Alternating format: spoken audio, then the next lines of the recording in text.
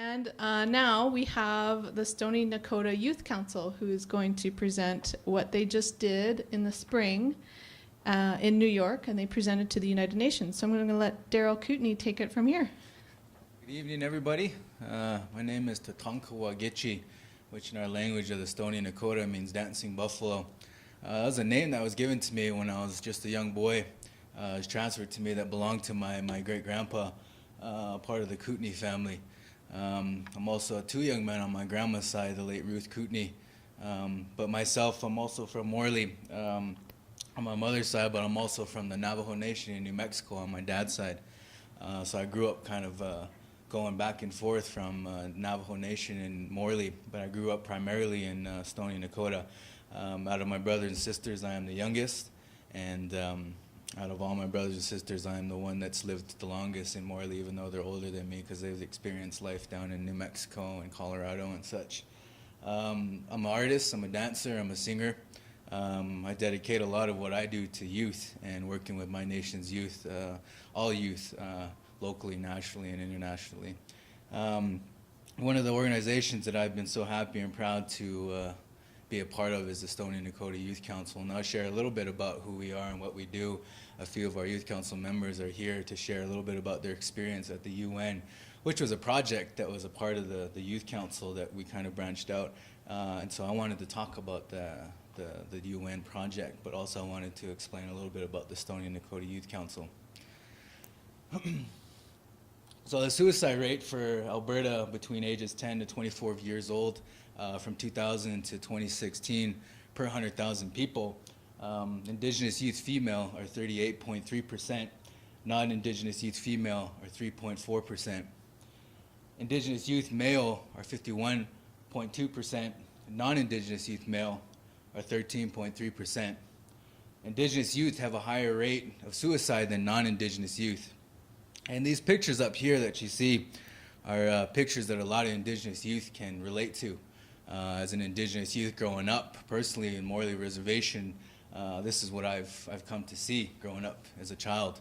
I see a lot of old vehicles that are outside the houses, sometimes mattresses, old furniture, tires, a lot of beaten up vehicles outside our houses. We have a lot of housing that are not finished, that need a lot of upgraded, that need a lot of infrastructure put in.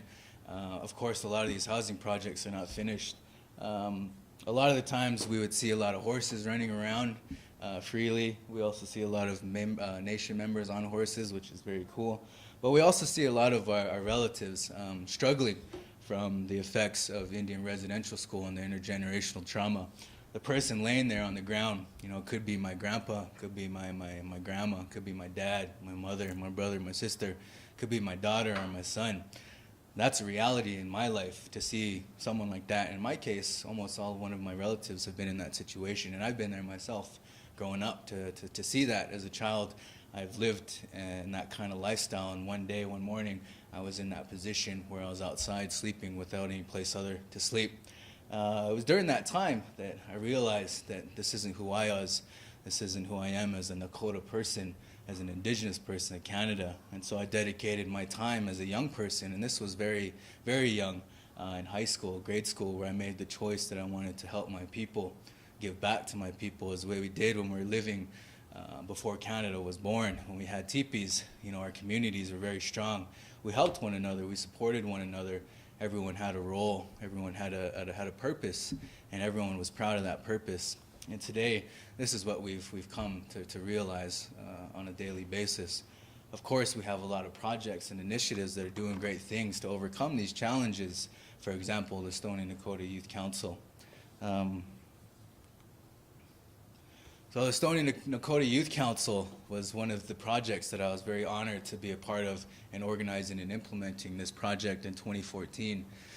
A part of my history as a young youth person, I had the privilege to travel across the globe and be in various different countries such as Africa, Peru, and Nicaragua. I worked with this organization known as Canada World Youth that brought me to these countries, developing countries, to work with Indigenous communities and local communities as well. So for me, as an Indigenous youth coming from that reality, the slide that you've seen before, that was what gave me the courage, the empowerment to leave my community, to go see the world for myself with my own eyes. And I did that since 2010 when I graduated from Morley School to 2014, which led me to the Youth Council. That same year was my first time at the United Nations, a part of a delegation with Canada World Youth. And when I was there, the empowerment I felt, the identity, the topics that we're talking about, Indigenous peoples' rights to land, language, self-determination, the empowerment I felt was very, very powerful, and I knew I needed to spread that out to as many Indigenous youth, especially with my community, as possible. So when I came home, this was one of the projects that I wanted to help and be a part of. So myself and Tara Beaver started this project in 2014, and we were able to recruit other youth that you see in the picture. And this is a picture that was taken almost a year ago, actually earlier this year in the springtime. Going to be a year soon. But the Nakoda Youth Council visions a world of developing, empowering future Stoney Nakoda leaders. Excuse me. Our mission is to ignite the Stoney Nakoda leaders by a promotion of cultural values and beliefs, education, sport and healthy relationships at a local, national, and international level. We value the teachings of our ancestors, the truth, honesty, strength, humility, wisdom, love, respect, which is at the heart of all our Nakoda Youth Council's activities and initiatives. Of course, we've always had our elders, we consult our elders and we get guidance from our elders, and that's why we have them as our principals.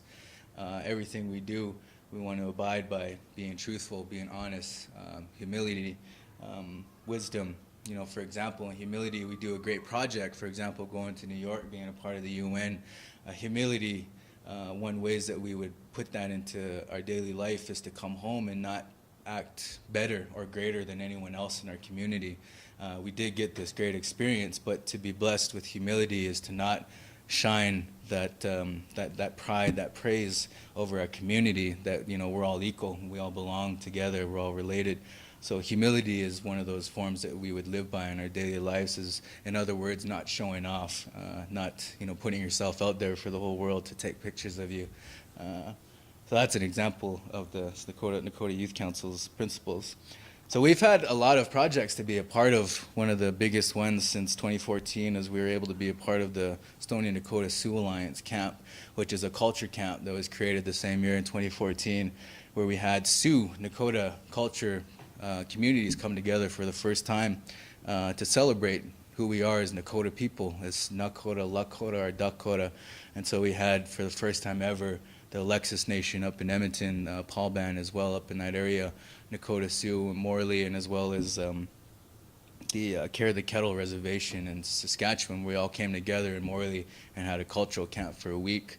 And we were very honored to be a part of that and to organize that and implement it and be the chaperones and supervisors and be on scene with the youth, but also to see that project become a reality, working with our chief and council was a big step for us in making this organization, the Nakoda Youth Council, reality.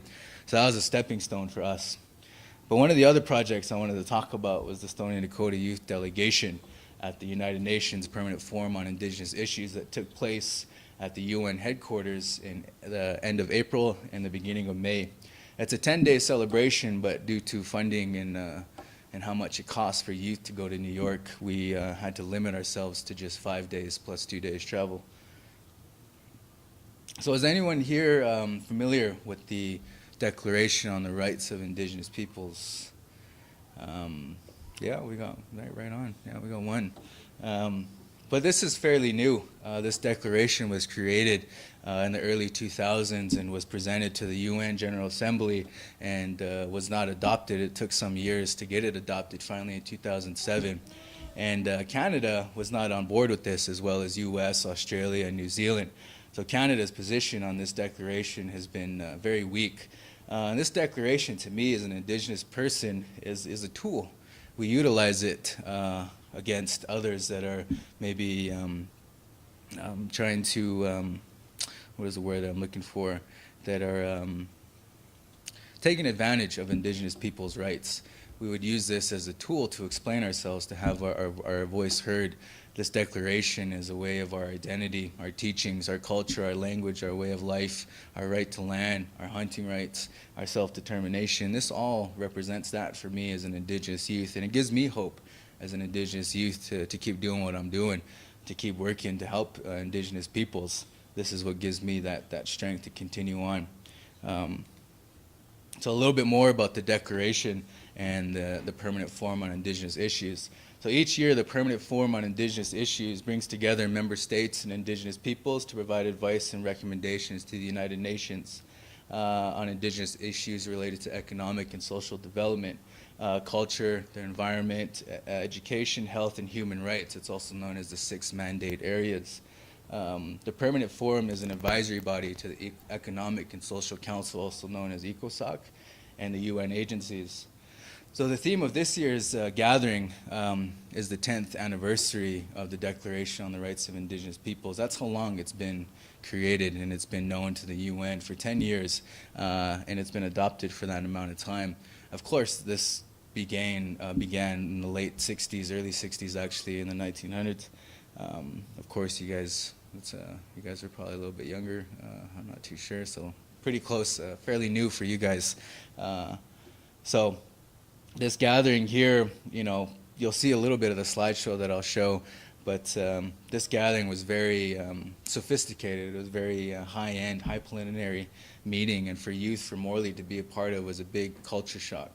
To have that experience, to be in a room with the president of Fiji, to be there with Obama, to be there with Prime Minister Justin Trudeau, ministers from all over the world, was very surreal for Indigenous youth. Some youth have never had the opportunity to even leave Alberta or even be on a plane. And so this experience to go from Morley to New York, the concrete jungle, was pretty extraordinary for the youth. So I'm happy that they're here to share a little bit of their experience as well. Another theme about the Declaration is that this year was dedicated to the empowerment of Indigenous women and Indigenous youth. So it was very important for us as youth to be a part of this gathering. Of course, youth lately in Canada, in the last 10 years or so, Indigenous youth, there's been an uprising for youth to start empowering one another. And so a lot of youth have been taking these roles and these initiatives and acting on them. And Indigenous youth and non-Indigenous youth are coming together and working at all levels, locally, nationally, and internationally. So our objectives of the project for the project was to follow up to the recommendations of the empowerment of Indigenous women and youth, implement of the 6 mandated areas of the Permanent Forum on Indigenous Issues. We wanted to create dialogue with Indigenous peoples, member states, agencies, funds, especially with the Special Rapporteur of the Permanent Forum and the chair of the expert mechanisms on the rights of Indigenous peoples, who are also known as human rights defenders. We also wanted to talk about the 2030 Agenda for Sustainable Development, which are global goals that every country in the world are trying to complete by 2030. I was just at a conference at the University of Calgary this week, or last week, about the Sustainable Development Goals. The first time Canada has ever hosted a gathering like this.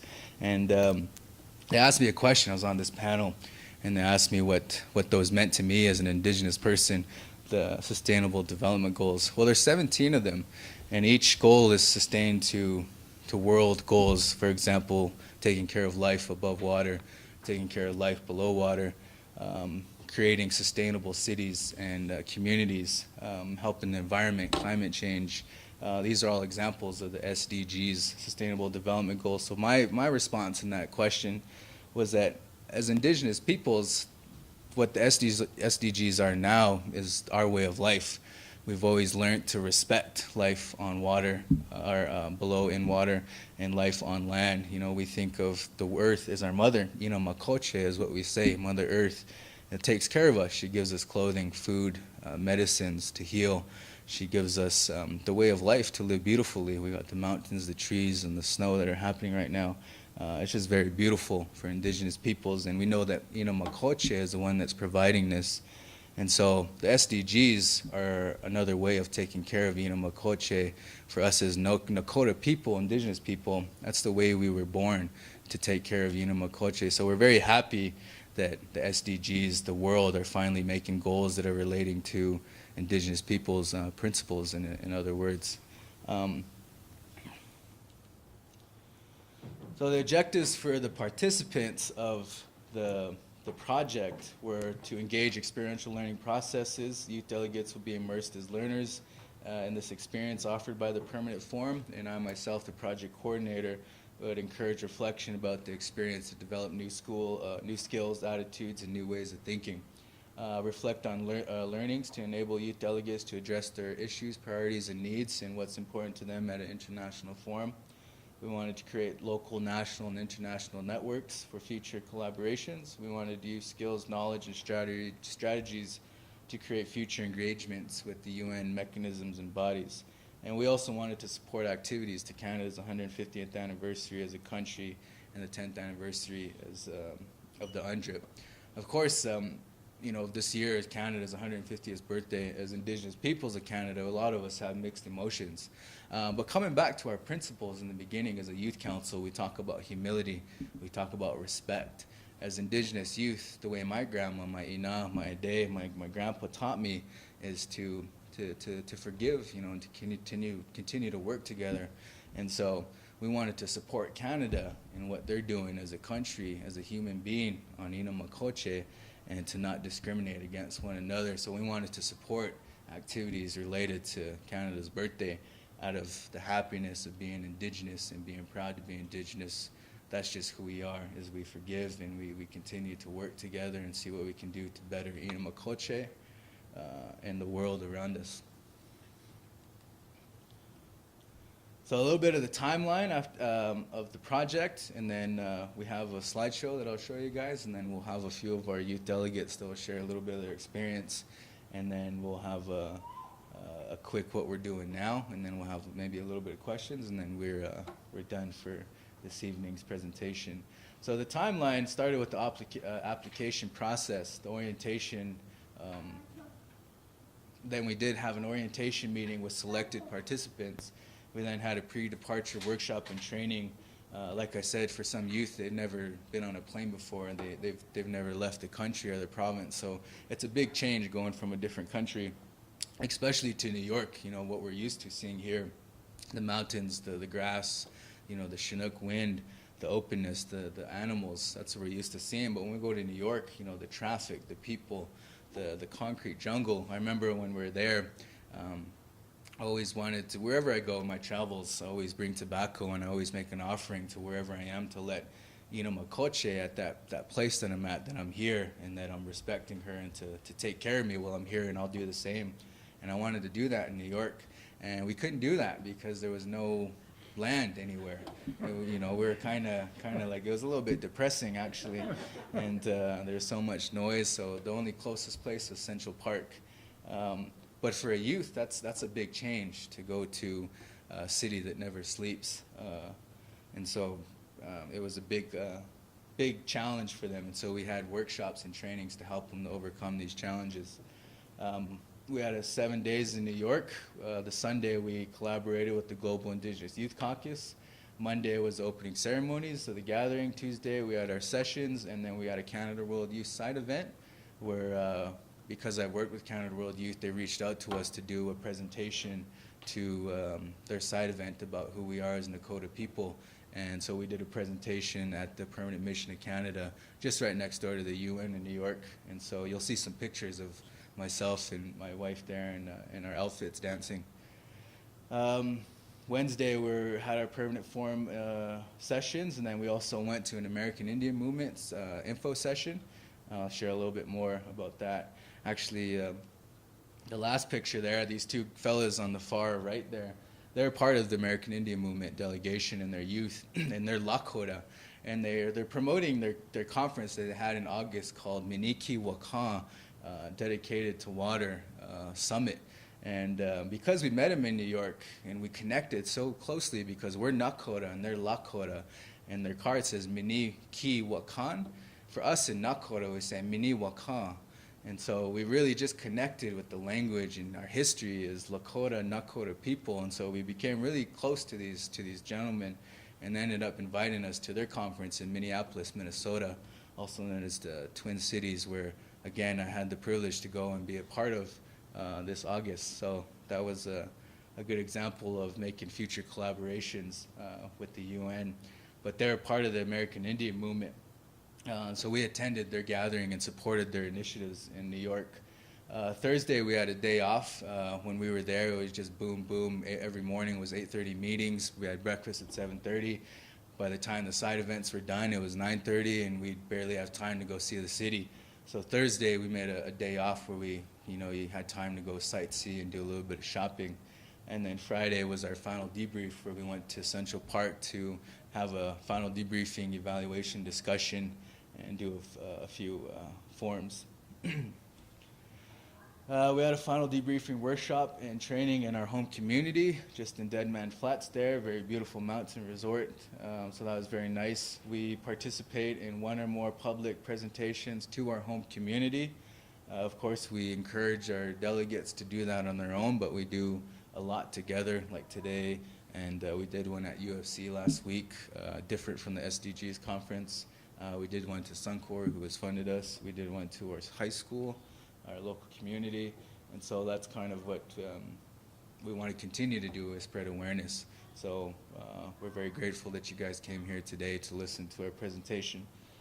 We also had a banquet ceremony where we invited the families of the delegates and close friends and supporters, where the delegation presented their story. We also did a gift of the wagia, which in our language, the wagia means the eagle.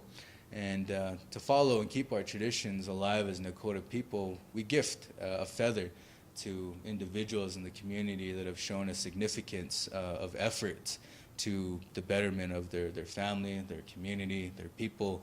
And so they get acknowledged with the feather. And so we did that with the delegation. We acknowledged them with the challenge that they overcame by taking that step, getting out of their comfort zone. And so we acknowledged that and gave each of them a feather of an eagle. And so we continue to participate in public engagements and spreading awareness of the UN Declaration on the Rights of Indigenous Peoples and the empowerment of Indigenous women and youth. And so we're very happy that we had the privilege to be a part of the gathering at the UN. But it was just a gathering, and what I like to think is that we want to think globally and act locally. So when we come home, that's when the program really starts. We want the youth to be engaged in their community, become youth activists, not in a way where you have protests going on, but in a way where you're just using your voice, being heard and helping one another. And so that's what we do in our community. We're like role models. We be a part of initiatives and show the other youth that we have community members that are doing good things and are not on the sides of houses with no house or passed out from drinking or a little intoxicated. One of the sayings that I really like is that we're the youth that were not there for us when we were young. So we love to be those people, those older brothers and sisters today. So some of the activities are part of the UN. For example, the far left here is a picture from the Canada World Youth event where myself, Ariel, and our daughter, we performed the Stoney Nakoda traditional dance and a little bit of history of the dances and who we are as Nakota people. That's the ambassador of Canada for the UN and the permanent mission. So that's his office. He has a whole level to himself. And then there's the delegation that we have. We have Candace, Hunter Alexander, Gage Beaver, Tricia Young, Lonnie Dixon, and Meldrick Bigstone. Down here on the bottom left is a training workshop that we participated in with the Special Rapporteur and the expert mechanisms of the UN, where they're helping us to be trained in effective and meaningful participation, but also how to participate effectively and how to continue to participate at the UN at a youth level. We participated in workshops supporting gender equity and youth and Indigenous women. That's a picture of the Northern Indigenous Youth Caucus in the far right. These are all youth, a part of Canada and the US. Prior to this was the Global Indigenous Youth Caucus, where there was youth from around the world in various different countries together. This was just right next door to the UN. The bottom right corner is in the UN in the basement, and we're just having a group meeting to provide space for our delegates to be able to have their voice heard. but also to reflect on each other's learnings and what we can do better to continue to learn more while we're here and to take advantage of this opportunity. We also hosted meetings as part of the Global Indigenous Youth Caucus, so we're affiliated with them now and working with them. And so we hosted a meeting about culture, which was one of the 6 mandated areas of the UN. So when we were with the Global Indigenous Youth Caucus, we wanted to make a recommendation to the UN, and we did it with the Global Indigenous Youth Caucus, but we split those 6 mandates up, and we got culture because we wanted to talk more about culture. And so we hosted meetings at the UN, and that's kind of how it is at the UN. There's just meeting after meeting, session, training, a lot of networking, and so it was pretty awesome to just have that schedule of being very productive and networking and meeting Indigenous peoples from around the world. But at this time, I wanted to introduce one of our speakers here, Lonnie Dixon, who was a part of the delegation and one of the newest members to the Youth Council. Every year we recruit new members, so I'll introduce Lonnie Dixon.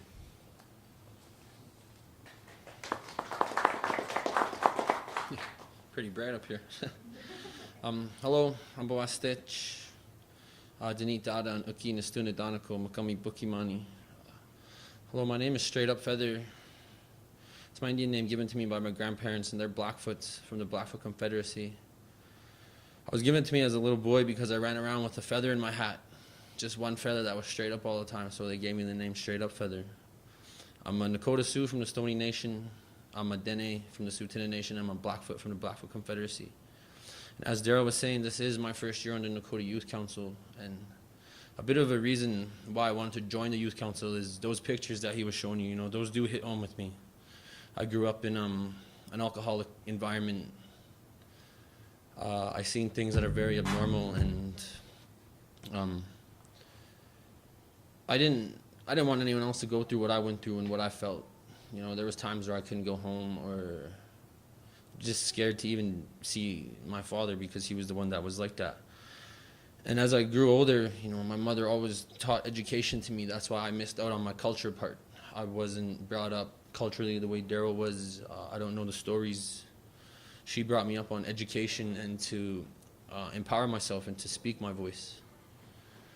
And so the reason I am here is to help create that change and to help the youth and morally not feel alone, because, you know, you feel very alone in those situations and when things are like that. And it's very tough to go through these things as a child because the people you look to help you are the ones that are affecting you. So I joined it to raise awareness on, you know, depression, suicide, mental illness. I joined it to use my voice to also let my leaders back home know that there is a generation behind them that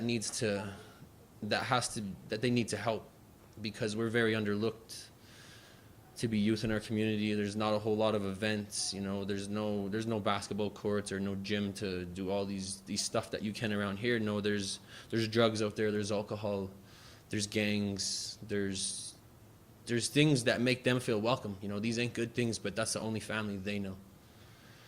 And I wanted to change that ripple effect. You know, I wanted to show the world that Indigenous people, especially Indigenous youth, do have a voice, and they can be very powerful if you listen to them. I'm 24 years old. I have 2 kids. I have a daughter and a son. And a lot of what I do, you know, I was in depression.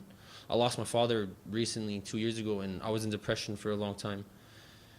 And I was becoming a statistic. I was becoming what people were portraying me as, you know, that drunk Indian. And I didn't like the way it made me feel. I didn't like how people looked at me, and I also didn't want to put my kids through what I went through. So, you know, I started thinking straight. I started taking part in cultural ceremonies, and I started educating myself through that, because I think that's what kind of saved me. And then I joined the Youth Council last year.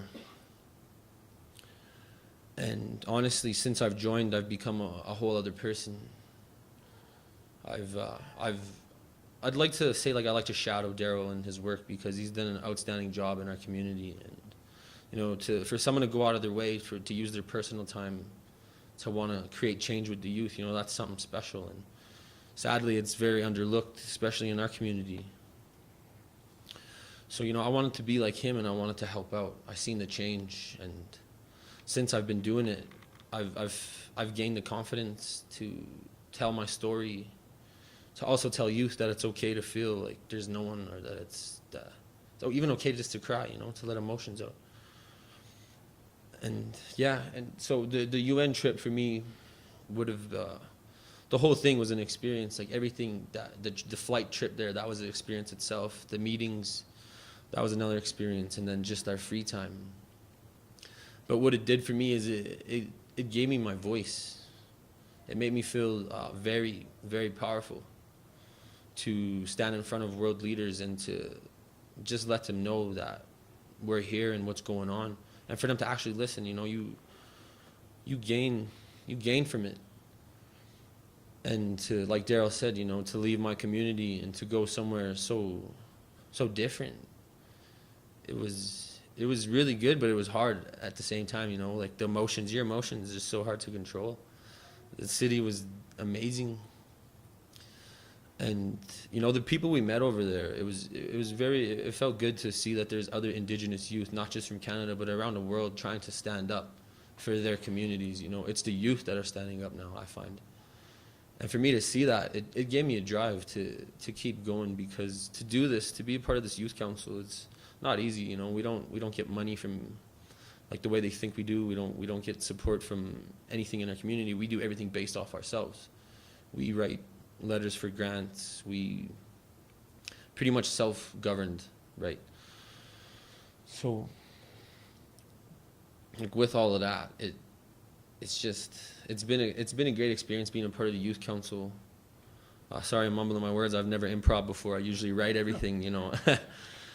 But definitely, you know, and if there was anyone in my community, which I wish there was here, especially youth, to let them know that to keep pushing and to keep standing up, that we are gonna rise. You know, the youth movement is there and it's live. I think it's just that letting them know that it's okay to do these things, or even just having that guidance. But before I start, like, mumbling the same stuff over, thank you.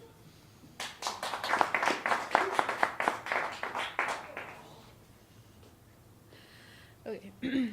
Ambo states Michoya Debi. Michazaze he hathan mangabi. Washijuhainis Ariel Wasquich mangabi. Good evening, my relatives. My Indian name is White Owl, and my English given name is Ariel Wasquich. I am from the Bighorn Reservation. It's a very small community, probably about 100 people or less. And in those pictures that Daryl showed you on the first slide is pretty much how I grew up. I've never had, like, the nice TVs or, like, the nice iPods or the tablets.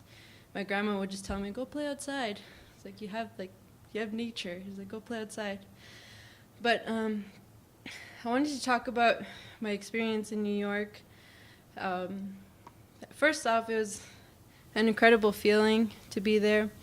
But I was also scared because, unlike my other youth council members, I've never finished high school, because at a young age I dropped out to help my parents raise my niece and my nephew, who were 11 months and 6 months at the time. They're 14 and 13 now. So I dropped out at age 11, and I got older, and I closed up. I became, I guess, self-centered. I became selfish, and I just became, closed myself in a shell. That, and I got older. Well, yeah. Anyway, sorry, I kind of lost myself here. I was occupied with my daughter. But my experience in New York, I was a little scared because I never finished high school, and I didn't know how I would communicate with everyone that was there. But as the week went on, I realized that I connected with everyone there through the land and through our cultural knowledge, and I guess I didn't come back the same person, because I knew how to talk more. I knew how to be myself, and it made me proud to be who I am today. And it also inspired me to make a video with the Wapakoni mobile team. At first, my video was supposed to be about my dancing, but it evolved into, I guess, my life story. I don't know, I didn't really want to tell that side of my life, but something just kept pushing me to do that. And I did it, and I almost had a nervous breakdown the first day it was on the internet. I deleted Facebook for like a few hours, but it's been really good. I feel like that was a part of my healing journey to make that video. And just to be in New York with my fellow youth council members was an incredible experience. I got to meet Sitting Bull's great-great-granddaughter, and that's her in the picture there with Tricia and Candace. It was an incredible feeling to meet her because in today's society, I guess, it makes me feel like I was born in the wrong century. I kind of wish that I was born like 150 years ago when Sitting Bull was alive.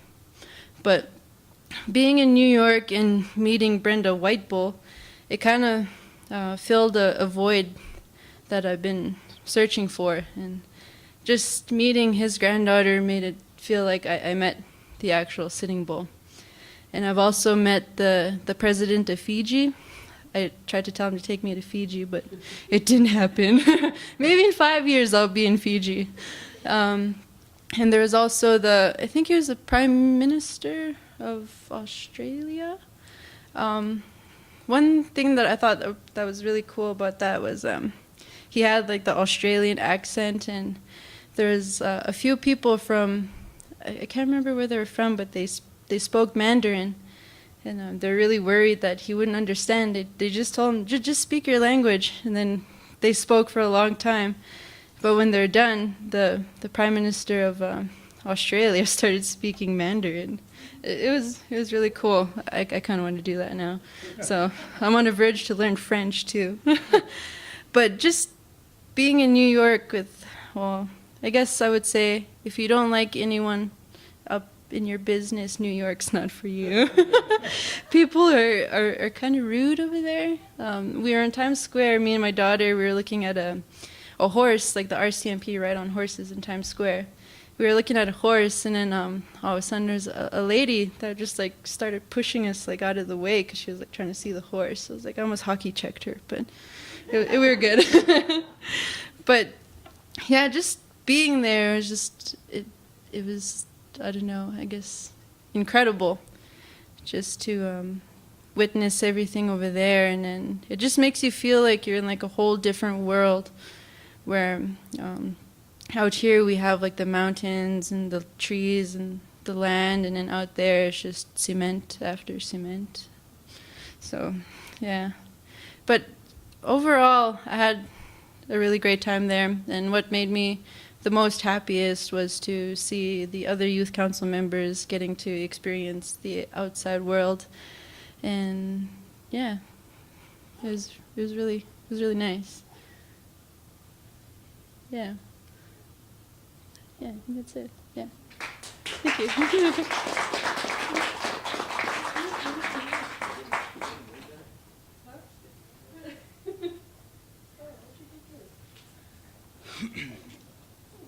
Thank you, Ariel and Lonnie. So some of the things that we've been up to since our trip to the UN is spreading awareness, continuing to be positive role models in our community, but also in neighboring communities as well, in Treaty 7 area and the neighboring reservations. We continue to collaborate and create future engagements. We're hoping to go back again next year, as it happens every year. And we want to create our delegation a little bit bigger and probably have a few elders from the Morley community to take along with us, maybe some leadership down the road as well. It also created employment for some of our delegates. They have jobs now and are keeping their jobs pretty steady, and they know the importance. If they want to go back to New York, they got to work hard. So. And future initiatives of empowerment, for example, Lonnie and Ariel, who are here today, there was an organization that came out to Morley that I was local coordinating for in August, known as the Wapakoni Mobile, and they make professional videos with top-of-the-line equipment.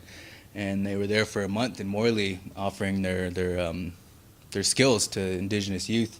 So Lonnie and Ariel took advantage of that, and they created videos, short 5-minute videos. Ariel's is about her background, where she comes from, her dancing, and how New York sort of changed her perspective on life, which is a really great video. Lonnie created a music video. He does a lot of local rapping and singing. So there's a picture from his music video in the corner there. The picture with Ariel in the top corner there was actually in Minnesota, Minneapolis, at the Makaska Lake, Minneapolis, Minnesota.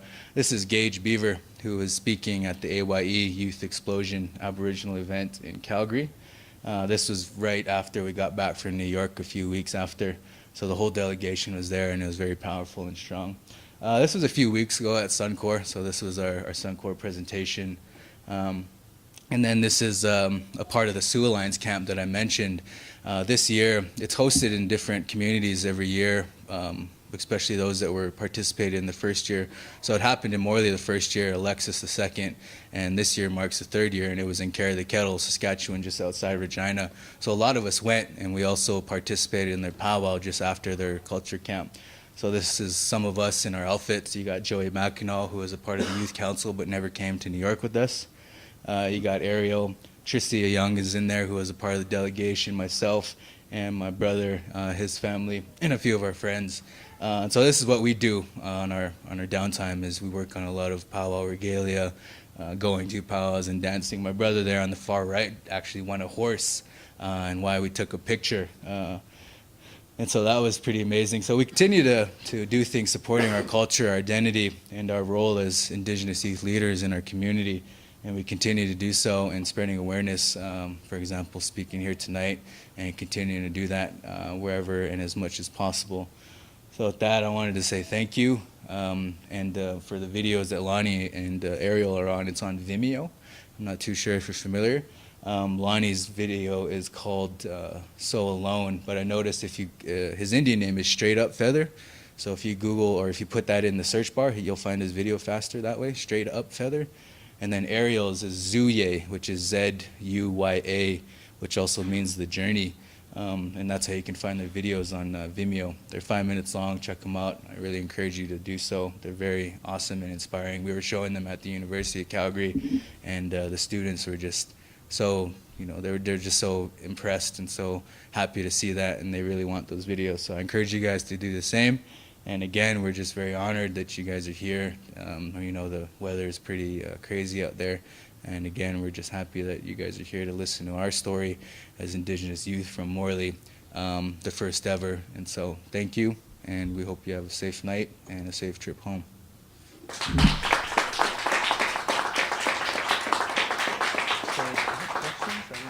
Yeah.